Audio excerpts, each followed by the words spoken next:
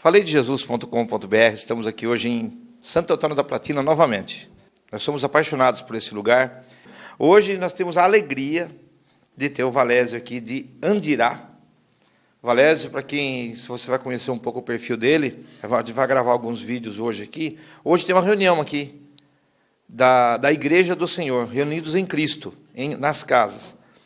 E o Valésio já fora do sistema há 12 anos, né, Valésio?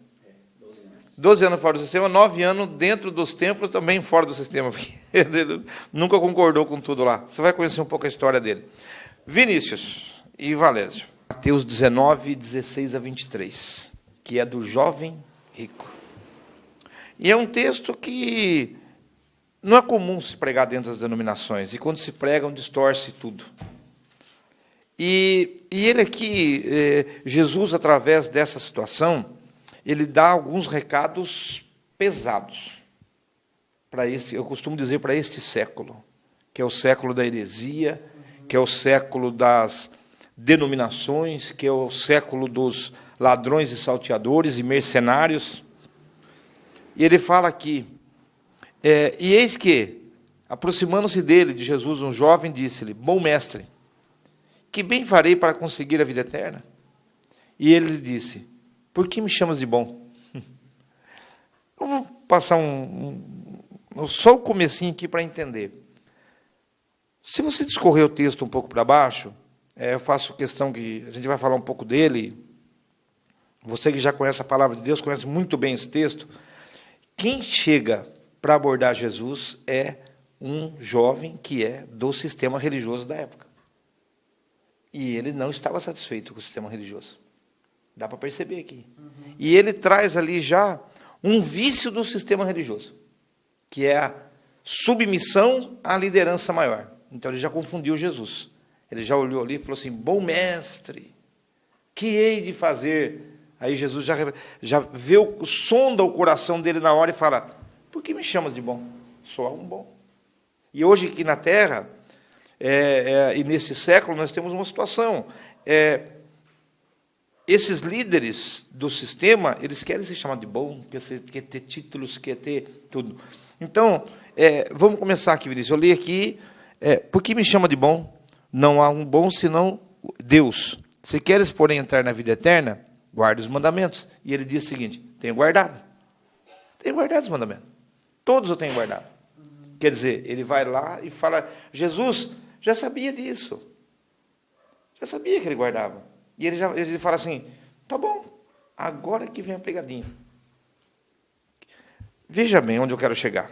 Jesus fala assim: tudo bem, então já que você tem guardado tudo, vá, vende e dá para os pobres. Esse é o centro da Bíblia. Esse é o centro de Jesus. Esse é o centro de tudo. Valésio e Vinícius, quero que vocês falem aqui. Por que Jesus falou: vá e distribui para os pobres, em vez de vem e dá para mim, para o meu ministério? E eu acho interessante que Jesus fala para dar para os pobres, né? Jesus não pede para ele o dinheiro, né? Isso mostra para a gente que Jesus não está interessado em dinheiro. E Jesus também não falou: vai lá no templo e dá para o sacerdote. Que hoje em dia falam para você dar tudo para o sacerdote, né? Vai lá no templo, entrega tudo que você tem, né? Então, essa passagem mostra que Jesus não está nem aí para o dinheiro, né? O problema, Jesus não está interessado em dinheiro. E hoje em dia, o que se prega aí? Que Jesus está muito interessado em dinheiro. Só que o Jesus que pregam aí não é o Jesus que a gente encontra na Bíblia, né? O Jesus que a gente encontra na Bíblia é um Jesus completamente diferente do Jesus que você encontra sendo pregado nos templos aí. O que Jesus queria, que era o coração daquele rapaz. Ele queria ser amado por aquele rapaz. Vou passar para o Valésio agora. Valésio. Primeiramente, quero saudar a todos os irmãos que com certeza vão estar assistindo esse vídeo, né, com a graça e a paz do nosso Senhor Jesus Cristo. Amém. E quero dizer também que para mim está sendo uma honra também, um prazer poder estar aqui nesse dia, junto com nossos irmãos aqui, né? Conhecendo esses irmãos aqui, o nosso irmão Maurício, né? O Vinícius já tem conhecido há algum tempinho aí. E louvar a Deus por esse momento, então, que a gente está aqui junto, compartilhando e aprendendo a palavra de Deus. Em relação ao texto que o irmão acabou de ler, eu tenho tido assim uma visão que quando aquele homem chega para Jesus, né, ele já chega tudo pronto. Mas como Jesus disse, onde está o teu coração, aí está o quê? O teu tesouro. Apesar de muitos obedecerem aos mandamentos, né, a lei de Deus, mas o coração dele estava enraizado no dinheiro. E o que Deus quer hoje, eu creio sim de nós, realmente, não só do sistema, irmão, porque a gente pode estar pensando que é o sistema, mas às vezes o irmão está fora do sistema também está com o mesmo pensamento, né, com o coração voltado para as coisas desse mundo. E quando a gente volta para as coisas desse mundo, a gente torna um religioso também. Né? Então Jesus, ele dá eu costumo dizer assim, que ele deu uma dura numa multidão que andava atrás dele. Por quê? Por causa das coisas desse mundo que perecia. A grande pergunta é, eu sempre digo isso, por que nós estamos aqui hoje, por exemplo, junto com Jesus? Pelo que ele vai nos oferecer?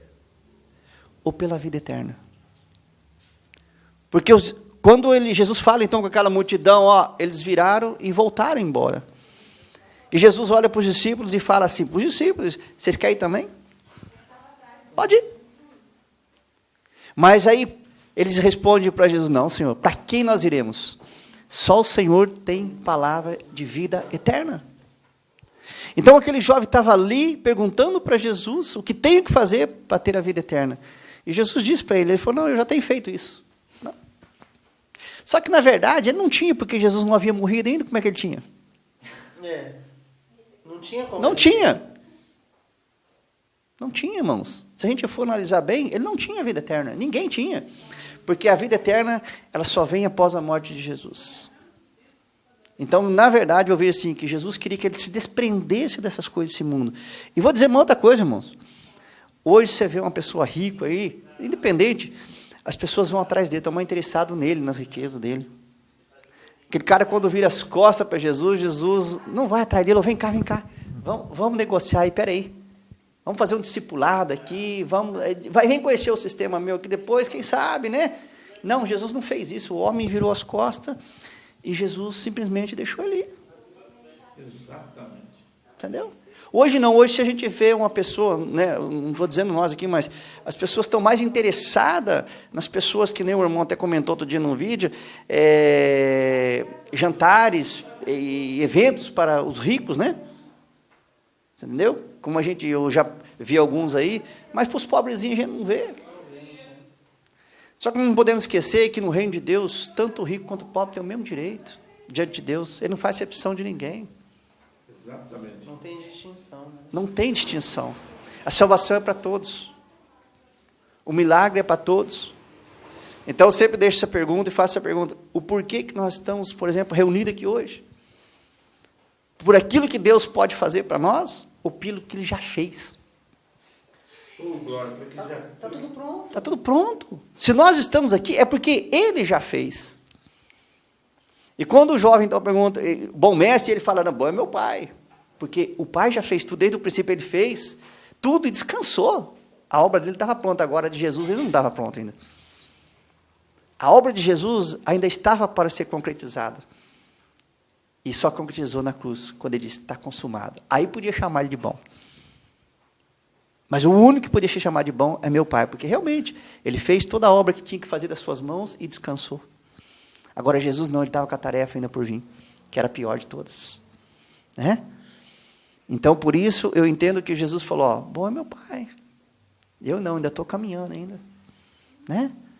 Mas realmente, na questão financeira, por que então Jesus mandou dar para os pobres, irmão?